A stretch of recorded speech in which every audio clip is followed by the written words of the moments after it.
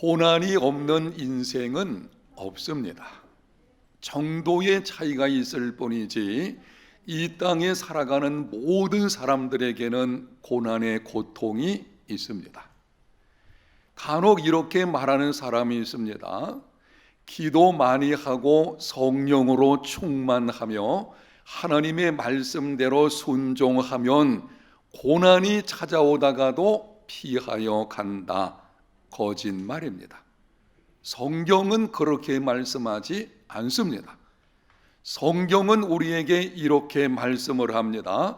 무릇 경건하게 살고자 하는 자는 핍박을 받으리라. 좁은 문으로 들어가라.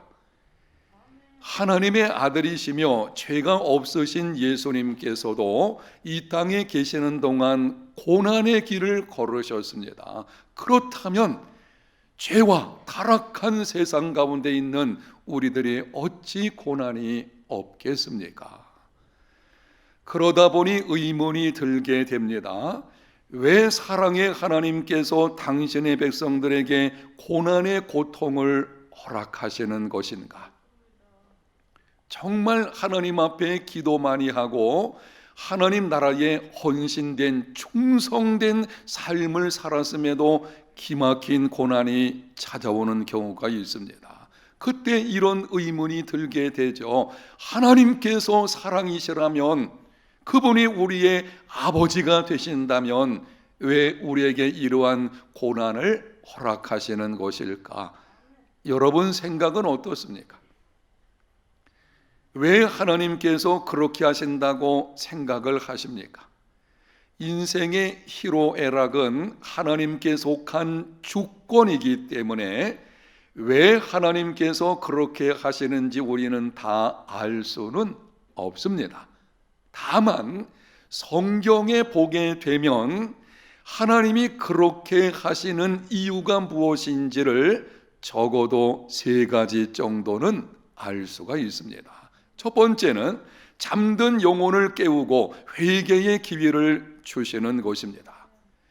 금세기 최고의 기독교 변증가라고 일컬어지는 C.S. 루이스가 쓴 고통의 문제라는 책이 있습니다. 그 책에 다음과 같은 말이 나옵니다. 사람에 따라서 무서운 일이 일어나기 전에는 하나님께 귀를 기울이지 않는 습성들이 남아있다. 그러므로 고통이란 청각장애인에게 알아듣게 하시는 하나님의 확성기이다. 고난의 고통은 하나님의 확성기입니다. 타락한 세상과 벗하고 영혼이 잠들어서 도무지 하나님께 귀를 기울이지 않는 자들에게 하나님께서 소리를 높여서 외치시는 확성기입니다. 하나님께서 고난을 통해 우리에게 이렇게 말씀을 하십니다. 그렇게 살면 안 되지. 이제는 내게로 돌아와서 바른 믿음의 삶을 살아가거라. 지금까지 너의 삶을 한번 돌아보고 이제는 영적으로 잠든 가운데서 깨어나야 한다. 이 하나님의 외침, 고난은 잠든 영혼을 깨우고 회개의 기회를 주시는 하나님의 방편임을 알고 고난 중에 전심으로 하나님을 바라보는 믿음의 삶이 되시기를 바랍니다. 두 번째는 성숙한 신앙과 인격의 사람이 되게 하시고 걸맞은 복을 주시려는 것입니다. 하나님은 당신의 자녀들인 우리들의 인격과 삶이 하나님의 자녀다운 모습이 되기를 원하십니다. 그리고 하나님은 우리가 고난을 통해서만 연단받고 변화될 수 있다는 것도 알고 계십니다. 그래서 때로 기막힌 고난의 불 속에 넣으시는 것입니다. 고난의 불 속에서 참고 견디며 기도하다 보게 되면 인격과 삶의 모난 부분들이 다듬어지기를 시작을 합니다. 무례하고 성급했던 사람이 온유하고 겸손한 사람이 됩니다. 칭찬을 받아도 교만하지 않으며 어려운 일을 당해도 낙심하지 않으며 원수 같은 사람을 만나도 미워하지 않는 사람으로 변화가 이루어지게 됩니다. 그리고 하나님은 그것에 걸맞은 복을 주십니다. 세 번째는 기도하게 하시고 기도를 통해 하나님의 뜻을 이루시려는 것입니다. 오늘 본문에 등장하는 한나의 경우가 그렇습니다. 이스라엘 에브라임 산지 라마다 임소빔에 엘가나라고 하는 사람이 살고 있었습니다. 그에게는 2명의 아내가 있었습니다. 첫 번째 아내 이름은 한나고 두 번째 아내 이름은 브닌나입니다. 한나는 아기를 낳지를 못하였고 브닌나는 자녀를 출산했습니다. 성경은 일부 다처를 금합니다. 엘가나가 2명의 아내를 두게 된 것은 첫 번째 아내인 한나가 아기를 낳지 못함으로 인해서 가문을 이어야 되겠다는 생각을 가지고 두 번째 아내를 택해 가지고 자녀를 낳게 된 것입니다. 이것은 하나님을 신뢰하지 못하는 믿음의 부족에서 나온 당시 사회적인 관습을 따른 것입니다. 그러다 보니 첫 번째 아내인 한나에게는 3가지 큰 고통이 찾아오게 되었습니다.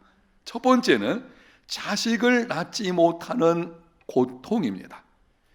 요즘은 자식을 낳지 않으려고 하는 경향들이 있게 되는데요, 자녀는 하나님의 축복입니다. 고대 근동 사회에서는 오늘날과 달라가지고 아내가 상속자인 아들을 낳지 못하는 것은 심각한 문제로 여겼습니다. 가문을 잇지 못하는 여자, 가문을 끊어지게 만드는 여자라는 낙인이 찍히는 고통이 한나에게 있었습니다. 둘째는 적소인 브닌나가 괴롭게 하는 고통입니다. 세 번째는 절기 때에 성소에 올라가 제사를 드리는 고통입니다. 어떤 절기인지는 본문에 정확하게 기록되지 않았지만 여러 정황상으로 보아 초막절로 생각이 되는데요, 초막절은 하나님께 제사를 드리고 먹고 마시고 즐기는 명절입니다. 그런데 한나는 명절의 즐거움에 참여할 수가 없었습니다. 그 자리에 있었지만, 모든 사람이 명절로 인해서 큰 기쁨을 나누고 있었지만 그 즐거움을 누릴 수 없는 그것이 바로 한나의 고통이었습니다. 사람이 너무 고통스러우면은 명절이 돼도 기쁨이 없죠. 바로 그 고통이 한나에게 있는 것입니다. 이러한 원통하고 분한 일을 당했을 때에 한나가 어떻게 했는지 본문 10절에 말씀을 합니다. 한나가 마음이 괴로워서 여호와께 기도하고 통곡하며, 원통하고, 성경을 자세히 보게 되면 임신하지 못한 것이 하나님으로 말미암았다 2번이나 기록이 되어져 있거든요. 하나님의 어떤 섭리 가운데서 그렇게 된 것입니다. 그런데 사람들이 자기를 공격하고 당시 사회생활 속에서 여러 가지 많은 아픔들을 겪게 되니 그 원통한 마음이죠. 그 원통함과 분한 마음을 가지고 하나님 앞에 나가서 통곡하며 기도를 했습니다. 한나는 그때에 자기를 대적하는 브닌나와 더불어 싸움질하지 않았습니다. 남편을 원망하지도 않았습니다. 이럴 법도 하지 않겠습니까? 당신이 나를 사랑한다면 둘째 아내를 취하지 말았어야지. 왜 당신이 둘째 아내를 취해가지고 나를 이렇게 힘들게 만드나? 원망도 할 만한데 그렇게 하지를 않았습니다. 인생을 비관하며 주저앉아 있지 않았습니다. 고통의 자리에서 일어나 하나님 앞에 나아가서 하나님 붙들고 씨름했습니다. 여러분, 사람은 싸움, 씨름의 대상이 아니고 사랑의 대상입니다. 우리는 곤경을 만났을 때에 사람 붙들고 씨름하려고 하는데 해결책이 아닙니다. 사람 붙들고 씨름하지 말고 하나님 붙들고 씨름하는 믿음의 삶이 되시기를 바랍니다. 한나가 하나님께 통곡하며 기도할 때에 그 결과가 어떻게 되었습니까? 하나님께서 태의 문을 열어주심으로 아들 사무엘을 낳았습니다. 한나의 인생의 새벽이 열리게 된 것입니다. 이후에 하나님께서 더 복을 주시는데 아들 셋을 더 낳고 딸 둘을 더 낳게 되었습니다. 한나의 인생의 전성기가 이루어지는 것입니다. 아들 사무엘은 이스라엘 역사상 가장 어둡고 타락한 사사시대에 희망의 새 시대를 연 선지자입니다. 여러분이 알고 계실 것입니다. 사사기, 룻기, 사무엘상, 바로 이 과정인데요. 사사시대가 끝나고 왕정시대가 다가오게 되는데 그 어두운 시대가 끝나고 이제는 희망을 볼 수 있는 새로운 시대가 돌아오게 되는 것입니다. 바로 그 일을 감당한 것이 사무엘입니다. 그렇다면 이렇게 말씀을 드릴 수가 있습니다. 당시 이스라엘 역사의 어두움을 걷어내고 역사의 새벽을 열게 한 것은 한나의 기도로 시작된 것입니다. 여러분, 그렇습니다. 기도는 인생의 새벽을 여는 열쇠입니다. 기도하면 내 인생의 새벽이 열리게 됩니다. 기도하면 내 가정의 새벽이 열리게 되고, 기도하면 내가 섬기는 교회의 새벽이 열리게 될 것입니다. 우리가 함께 기도하면 하나님께서 우리 나라와 민족의 어둠이 사라지고 새로운 일을 시작하게 되실 것입니다. 명심하십시오.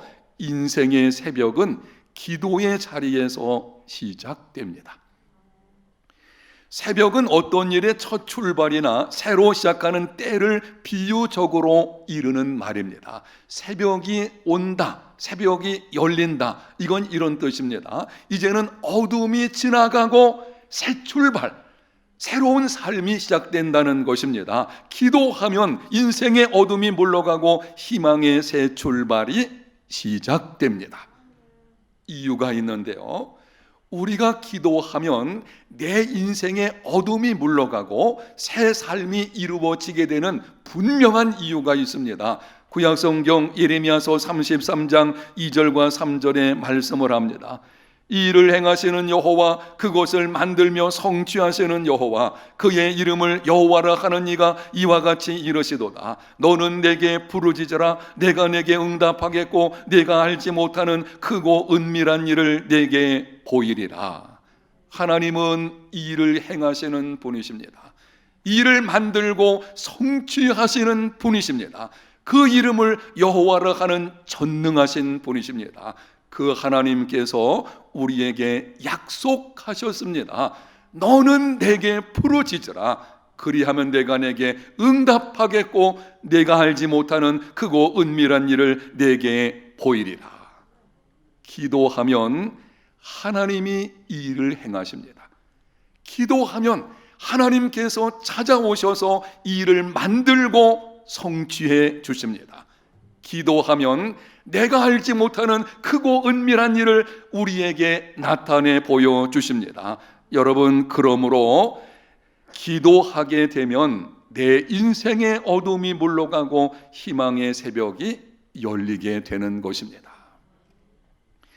여러분의 이해를 돕기 위해서 여러분에게 이미 말씀드린 아주 좋은 예화를 한 번 더 드리도록 하겠습니다. 데일 카네기가 쓴 근심이요 안녕이라는 책이 있습니다. 그 책에 메리큐스 만의 부인의 이야기가 나옵니다. 남편은 부도를 내서 채권자들에게 쫓겨가지고 멀리 떠나서 숨었습니다. 절대적인 빈곤 상태가 되었고 부인은 하루하루를 근근히 견디며 살았습니다. 그런데 하루는 아이들이 돈이 없어가지고 문방구에서 연필을 훔치다가 발각이 돼가지고는 학교에서 쫓겨났습니다. 경제적인 빈곤의 삶 힘들지만 어찌하든지 살아보려고 애를 썼습니다. 그런데 자녀의 탈선까지 이어지게 되니 더 이상 견딜 수 없는 절망감이 찾아오게 되었습니다. 부인은 내가 꼭 이렇게 인생을 살아야 되나, 아이들과 함께 동반 자살하기로 결심을 했습니다. 아이들을 잠재워 놓고 모든 창문을 잠그고 가스 밸브를 열었습니다. 가스가 새어나와서 정신이 몽롱해지기를 시작을 했습니다. 그런데 그때 들려오는 찬송 소리가 있었습니다. 내 모든 시험 무거운 짐을 주 예수 앞에 아뢰이면 근심에 쌓인 날 돌아보사 내 근심 모두 져주시네. 무거운 짐을 나 홀로 지고 견디다 못해 쓰러질 때 불쌍히 여겨 구원의 줄리 은혜의 주님 오직 예수. 이웃집 라디오에서 들려오는 찬송 소리였습니다.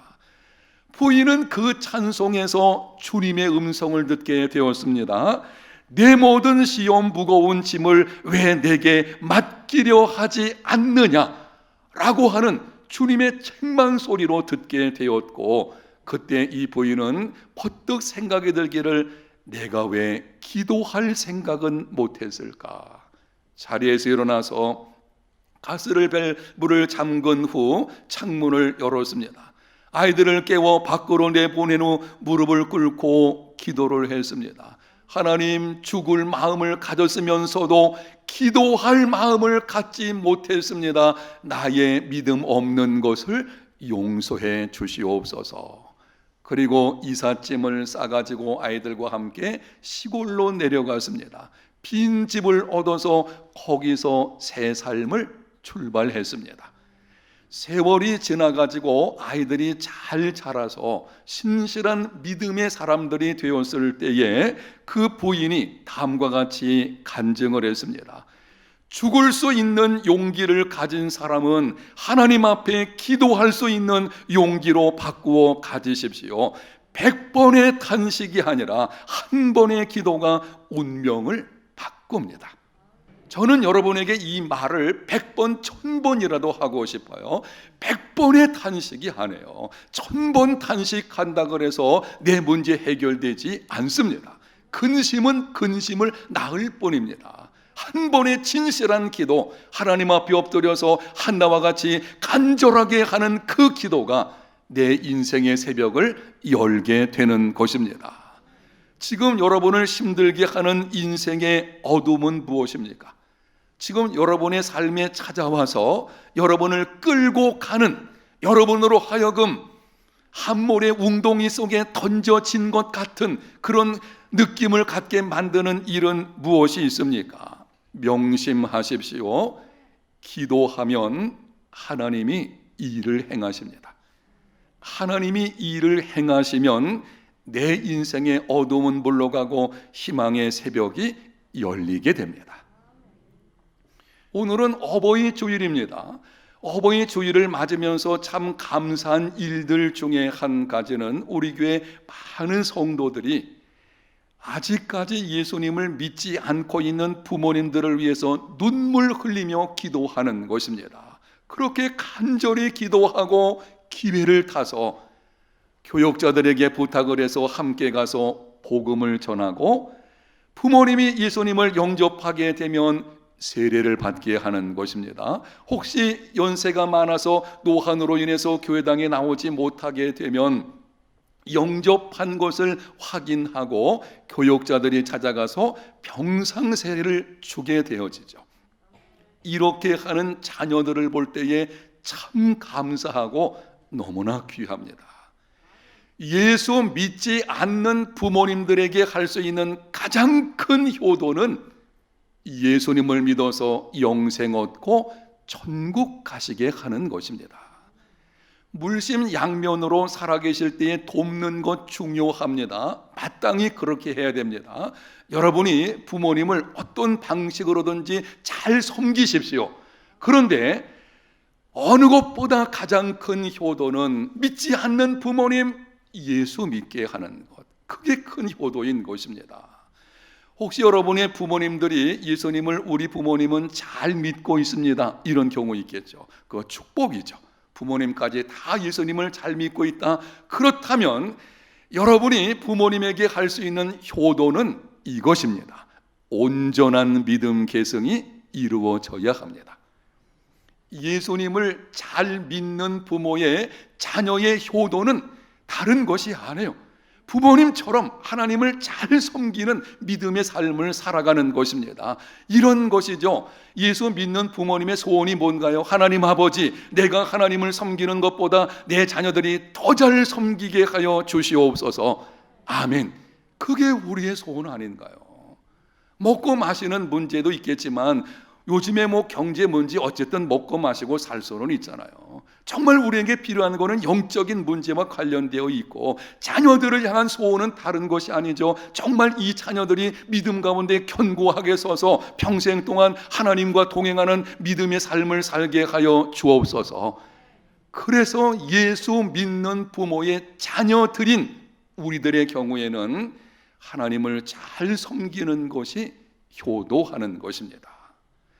아직까지 여러분의 부모님이 예수님을 믿지 않고 있다면 이렇게 하십시오. 기도의 자리로 나오십시오. 눈물을 흘려서 기도하십시오. 기도하면 하나님께서 이 일을 행하십니다. 눈물을 흘리며 씨를 뿌리는 자는 기쁨으로 단을 거두게 된다고 약속하셨습니다. 우리가 정말 부모님을 사랑하는 마음으로 어찌하든지 이 다음에 부모님이 천국 가셔야 되겠다. 이 땅의 삶은요 잠시면 지나갑니다. 세월이 얼마나 빨리 지나가는지요. 제가 생각을 해보면 우리 교회 담임목사로 부임한 지 얼마 안 된 것 같은데 금년에 24년이 지나가고 있어요. 너무 빨리 지나가는 것입니다.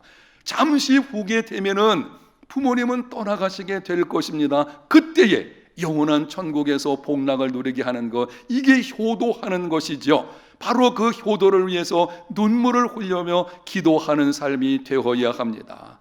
기도의 자리에 나와서 눈물 흘리면서 부르짖으면 하나님께서 이 일을 행하시게 되고, 성령께서 우리 부모님의 마음을 어루만져 주시면 마음의 문이 열리고 구원받는 역사가 일어나게 될 줄로 믿습니다. 명심하십시오. 자녀의 기도는 부모의 인생의 새벽을 열게 합니다. 사랑하는 성도 여러분, 예수님을 믿는 모든 하나님의 자녀들에게는 하나님께서 주신 열쇠가 있습니다. 저와 여러분, 우리 모두에게는 한 사람도 예외 없이 하나님으로부터 받은 열쇠를 가지고 있습니다. 하나님께서 일하시게 하는 열쇠입니다. 인생의 새벽을 여는 열쇠입니다. 하늘 보물 창고를 여는 열쇠입니다.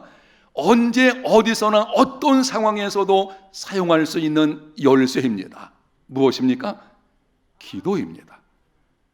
주님께서 우리에게 말씀하셔서요, 구하라, 찾으라, 두드리라, 그러면 너희가 얻게 될 것이다. 우리에게 기도라고 하는 이 축복의 열쇠를 주셨습니다. 그 열쇠를 가지고 있음에도 사용하지 않으므로 영적 빈곤 가운데 살아간다면 그 사람은 어리석은 사람이라고 할 수가 있을 것입니다.